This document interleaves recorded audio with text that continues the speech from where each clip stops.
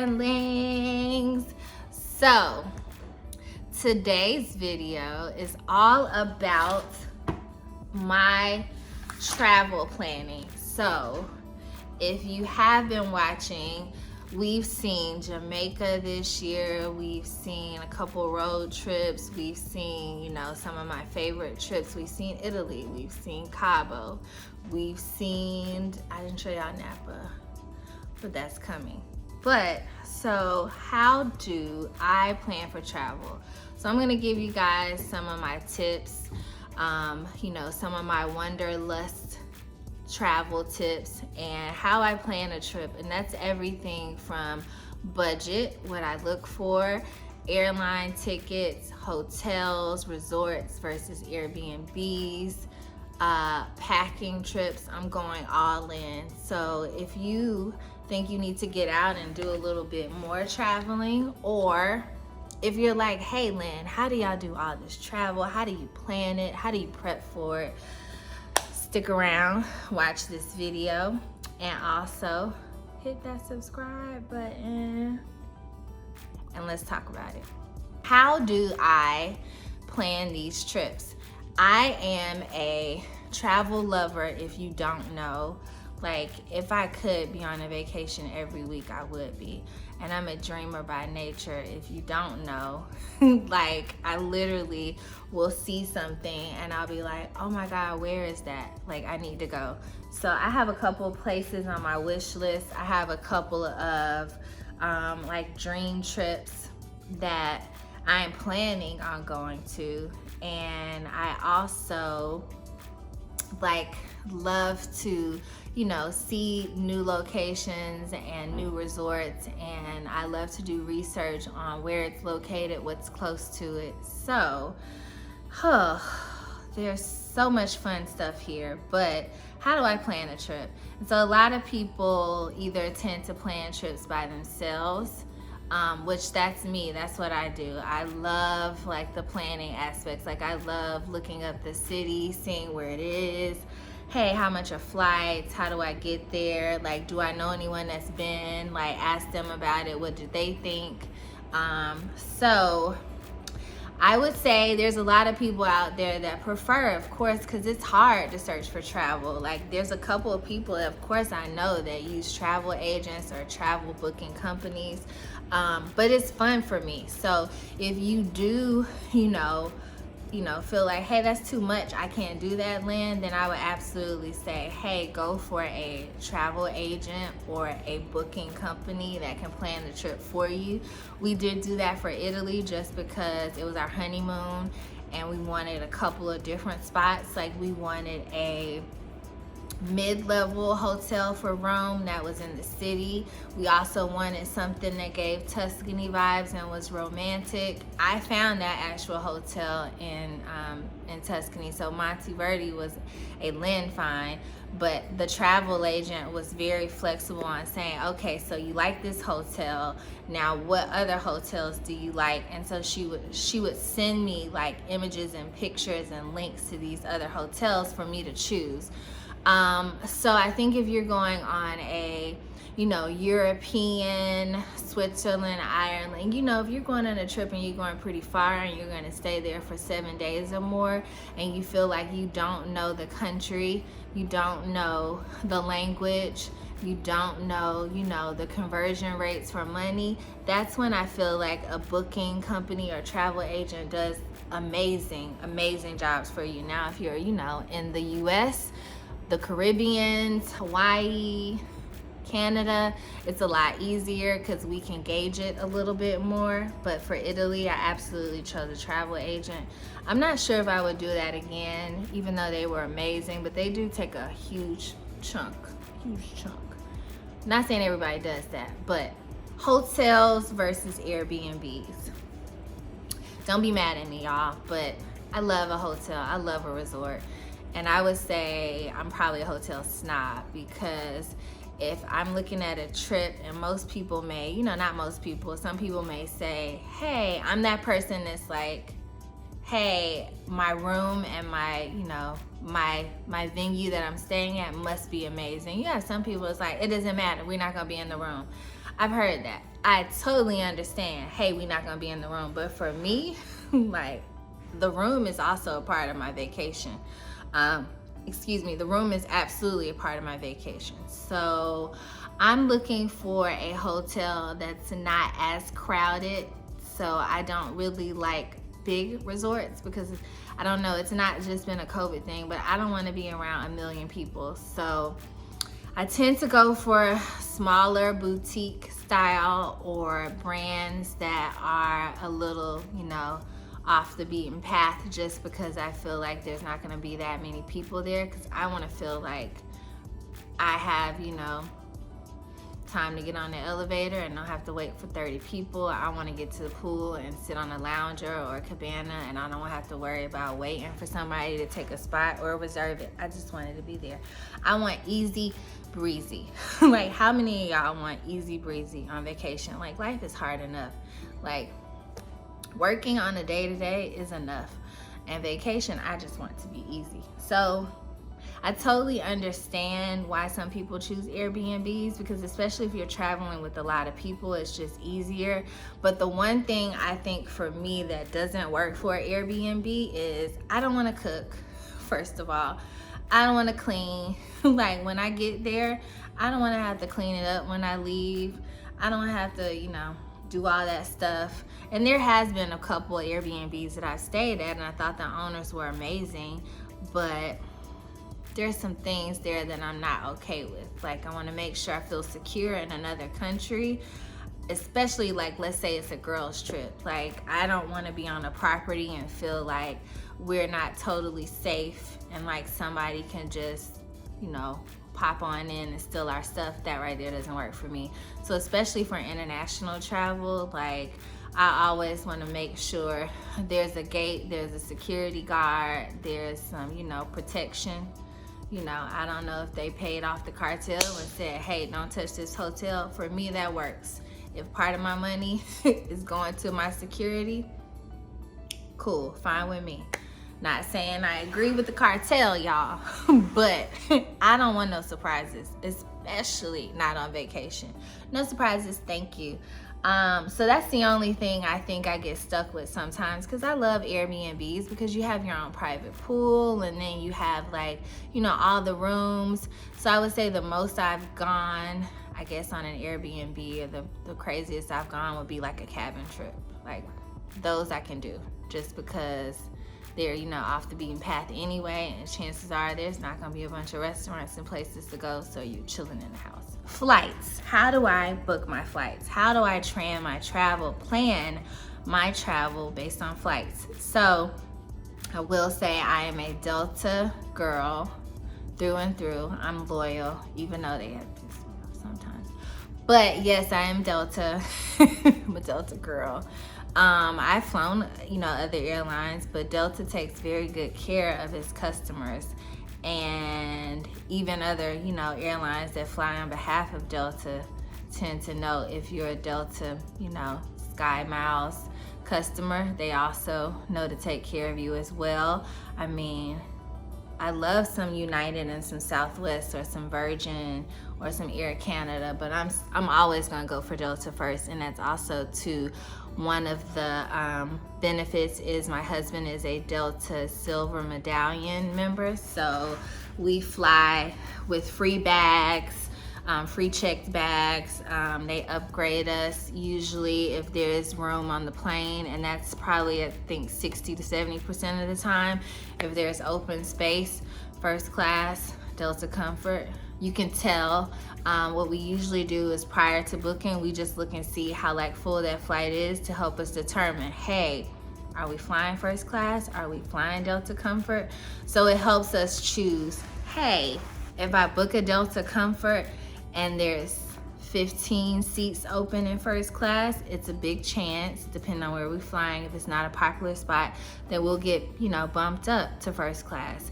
If this flight is busy and the location is busy, and you just know there's a possibility we won't get upgraded, then we may, stay where we are because we know they'll treat us well, because I'm also a Delta Sky Lounge member.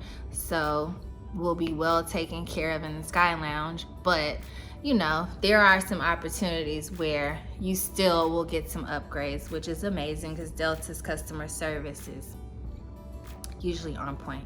So comment below and tell me who your favorite airlines is to fly, and I would absolutely love to check them out one day.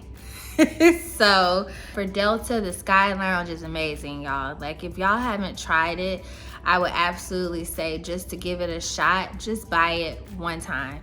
Just usually they charge, I don't know what the charge is, but usually they'll give you a discounted rate to try it for a trip. If you're in the airport, I would say at least 30 to 45 minutes before your flight boards, it's the perfect spot to go in and relax. You can get food, there's snacks, there's, you know, tea, coffee, juices, there's a bar.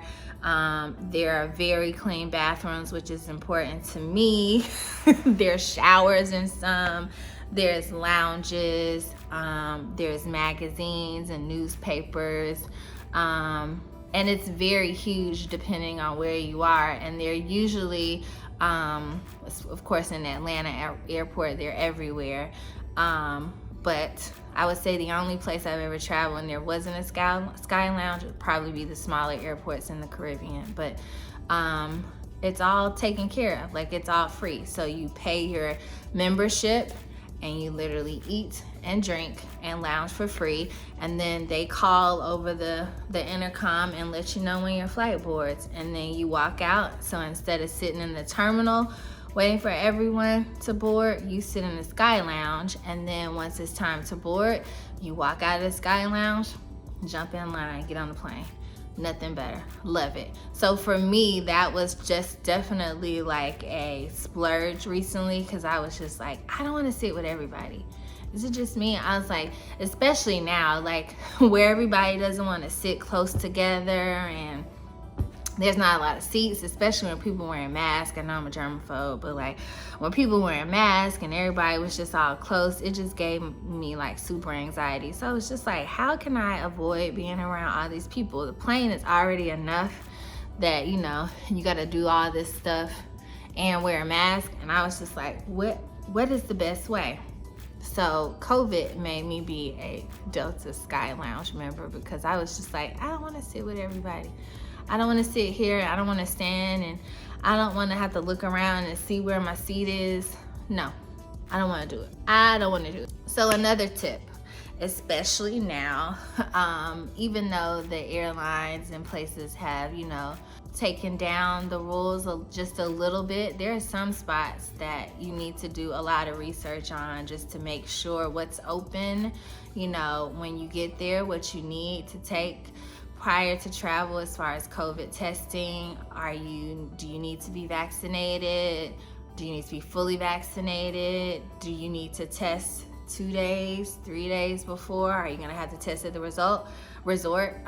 We did actually travel a couple of times during COVID. We went to Napa, which that was pretty cool because nobody was there, so it was the perfect vacation. Plus with wine tastings, you're outside anyway, so it was like, you know, great social distancing. The only thing we missed about Napa was the wine train. Y'all, I really want to do the wine train so bad, and that's why I want to go back, because the wine train is beautiful. And I love Napa. I love a Napa cab. So if y'all have gone to the wine train, comment below and tell me. And if you haven't and you want to know what it is, I'm gonna put the link below, because thank me later is beautiful, beautiful. It's like old school train ride with them serving you like a 3-course meal with wines and stops in between at a couple of different vineyards. It's beautiful. When we went, it was in the midst of California opening back up, but they were not ready for train rides to be socially distanced, so we didn't get a chance to go. But that was the one thing that I missed for our trip. So be careful. Make sure you pay attention to what type of tests, you know, are accessible, or what type of tests are accepted. Is it a PCR? Is it a rapid? You know, do they say you have to wear your mask the entire time you're, you know, walking around on property, so you're prepared? I think we are pretty used to traveling now with COVID. I mean, when we went to Cabo, we did testing 3 days prior. And we always do rapid testing. So I would say if you ever have a question on when your tests are going to come back, go to an urgent care facility. And usually those are covered by insurance, and a couple of places will actually give you rapid testing free a couple of times a quarter. So I'm hoping you have that type of insurance where you don't have to pay out the pocket. If you do, then I think maybe, you know, the drugstores are a little bit more affordable, but give the urgent care places a call too, because sometimes they'll, you know, sometimes if you're not aware of it, they may be offering deals with, you know, certain things on healthcare. I heard that at-home tests are now being, you know, used, and I'm just not sure how that works because I don't know if I want to test myself, but it's coming. Where, you know, we're getting out of it. And we also took some tests to come back home. I was very scared about getting stuck in Cabo. I was like, am I gonna have to work from the hotel? You know, that wouldn't be a problem, but did not want to get stuck there. So we did, you know, speak to the hotels that we were staying at, the resorts like the Esperanza, did testing on the property 2 days before, a day before we left. They emailed it to us, they printed it out. I mean, amazing, seamless customer service. They did it in Jamaica, we did get tested at the cliffs. They had a nurse come and test us. And so there are some countries that are very strict. Like I know smaller islands in the Caribbean, like Anguilla is on our radar, St. Barth, St. Martin, like they are very strict. So I think you had to fill out an application, which we're gonna look and see if that's changed, because that's a place that we're looking at going for our birthday. So absolutely do your research on what the requirements are for COVID testing or vaccinations. So let's get into these hotels, y'all. So I have a couple of favorite hotels. I will put them here. So one of my favorite brands, of course, here stateside, is the St. Regis. I used to work there for a quick little minute. One of my favorites. So I tend to stick with this 5-star brand. So the St. Regis spoiled me a bit. But so I have a couple of favorite brands, hotel brands. When I say brand, I mean like, you know, the Marriott has a brand of hotels. Starwood used to be a brand of hotels. Who are some of my favorites? Let's see, I'll tell you. I'm trying to think, what is Esperanza under? Because they have some beautiful hotels. There's not a lot. So that's an Auberge property, which they have some beautiful hotels. There's a couple of different brands that I would literally go from hotel to hotel in different cities just because they're so beautiful. This property is a Belmond hotel. They have some amazing properties too in the Caribbean. I love a amazing bed, of course, that looks like I actually want to sleep in it, even if I'm gonna Lysol it down, fine. Of course, I love some ambiance, so sexy room, amazing bathroom. I love a spa. Everywhere we go, I go to a spa. And when I go to the spa, I get massages or body treatments, because if you just saw my skincare video, I'm pretty particular about my skin. So not everywhere I go do I like really want to get a facial, just because I don't always trust people. But I'd say some of the best facials I've had have been probably on some just surprise trips, like in the Bahamas. The Cove has a great spa. Got a facial there. I got a facial in the UK at this hotel in Chester, close to Wales. Was an amazing element spa. So if the spa is known for, I hate to say this, y'all, but sometimes I'll check Forbes on, like, you know, 5-star Alliance. That's also one of my favorites, because I'm a review girl, so I'll look and just see for hotels. Clearly there was some things I could have reviewed before and been like, oh, okay, who knew? But you know, so hotels are my thing. So I look on TripAdvisor or, Yahoo or some of the, booking.coms or Expedias, and just see what people say about their vacation. Like, hey, one of the really critical things to look for is, like, if I see at any point where it says ongoing renovation, I don't care if I love the hotel. Like, no, I'm not staying there. Thanks for letting me know y'all are going through a renovation, but you won't see me until you're complete, because I do not want to be like walking out of the hotel and stepping over, tools, or having to hear banging and drilling, or, some water go out because somebody hit the wrong pipe. Not for me. Not for me. Also, too, not just a spa. I want a great gym. I want a great pool. I want great views. And I want some amazing customer service. Customer service is everything for me. Like, you could be like, in a cool looking property, great locale, like perfect destination, and everyone is saying you must go there. But if I hear one thing about your customer service was horrible or your food was bad, I'm not going.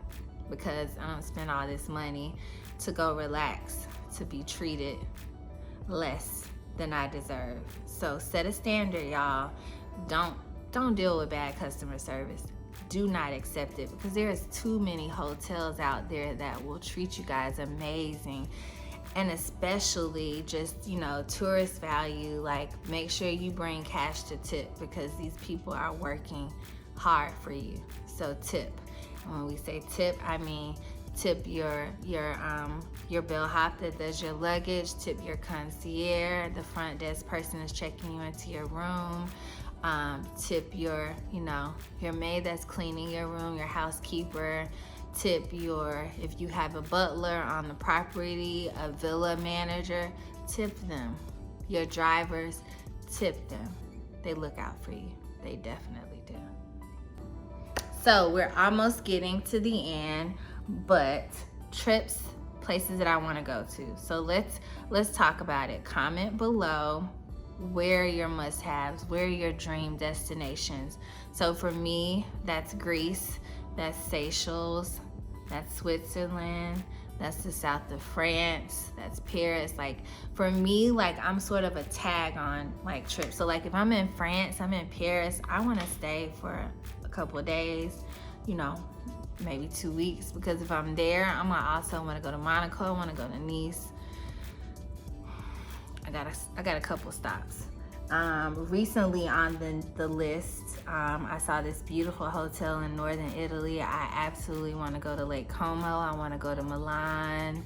I want to go to Venice. But I want to see those snowy Alps in Italy. And I want to go to Switzerland because it looks amazing. I also want to go to Tokyo. I want to see the cherry blossoms in bloom. So I have particular times that I want to go do these. So that's also a really good tip too. So check and see what are the times for travel. Like for Italy, when we went on our honeymoon, Italy was a very expensive place to visit in the summertime, but if you booked it in September, prices dropped. So if you're ever trying to figure out, hey, I really want to go here, but price-wise, it looks a little expensive, find out when off-peak times are. Just make sure the weather's still good, there's no hurricanes, no tornadoes, but there's still seasons where you can book, so tend to, like, I guess the Caribbean tends to be very pricey during the winter months, and then it goes back up a little bit for spring break, and then goes back down for the summer. So take in mind those peak times and off-peak times, because you can absolutely take advantage of it. But if you have any questions, don't hesitate to put those in the comments, or you can send me a message. But one thing I was thinking about is, I was like, do I want to do pre-check or clear? Clear I'm not too excited about, but I definitely want to do pre-check with the global travel entry, because I think that's pretty cool. Even though TSA hasn't been bad for me, I know how to get through there pretty smoothly, but the only thing I hate is just like them trying to go through your hair. How many of y'all hate when they be like, you be like, girl, don't touch my hair? But I know what they're doing. I know what they're there for. But yeah, that's one thing I'm thinking about. And if you haven't gotten your passport, go get it, y'all. Go get it, because there's so many beautiful places out there to see and experience, and cultures and food and gorgeous places to visit that are waiting for you to come check it out.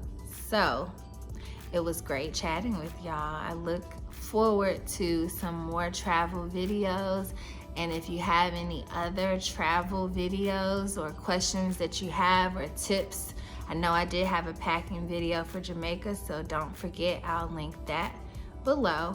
But if you have any questions, let's chat, let's talk about it. And thanks again for 1,000 subscribers, darlings.